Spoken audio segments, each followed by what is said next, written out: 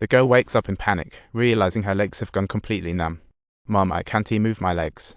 What is happening? Mom rushes to check, but the girl vomits blood at her lips. Doctor, help. I'm vomiting blood. Just days ago, she came to the hospital, racked with pain.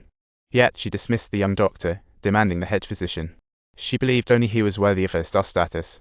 But the doctor wouldn't budge, telling her to re-register. This was her first rejection. After her mom's urging, Dan reluctantly agreed. I am in excruciating pain all over. Just as she finished, Dr. Gio recommended a neurologist, explaining her condition was beyond general surgery scope. Dan immediately fidgeted. Don't you know how busy I am? My schedule's full, today's time was hard won. Dr. Gio thought for a moment and allowed her to run several tests, but after 4 attempts, nothing was found. Dan lost her patience, thinking the doctor lacked skill. Do you know how long you've wasted today? Are you capable? If not, I'll switch hospitals. Dr. Gio ignored her attitude. Just remember, Gio Ren, I won't forget this, she spat angrily as she exited. After leaving, Dan arrived at the private hospital, greeted by the president with flowers and applause. Dan felt ecstatic, but due to the unusual nature of her condition, even the private hospital couldn't diagnose her.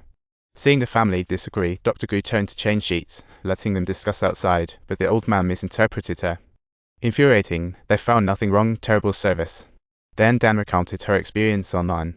Soon, Dr. Gio was trending, but she ignored the criticisms, believing she was right. However, she underestimated the internet's power. Her address was leaked, resulting in her being injured. Fans advised her to report to police for safety, but she refused, trusting in justice. Soon, she fell ill. However, worse was yet to come. That day, Xiaozu's mother suddenly realized her child was missing, panic-stricken. After examination, the doctors finally diagnosed her. Ironically, Dr. Gio had earlier tested for it. Dan had Guillain-Barré syndrome, a condition that typically leads to progressive paralysis. At that moment, Dan regretted not completing her tests, but she had no choice but to face the reality. The doctors decided specialized treatment, and Dr. Gio, whom she criticized online, became her attending physician. Both Dan and her mom felt awkward, fearing Dr. Gio might retaliate. To their surprise, she was not only forgiving but also extremely considerate.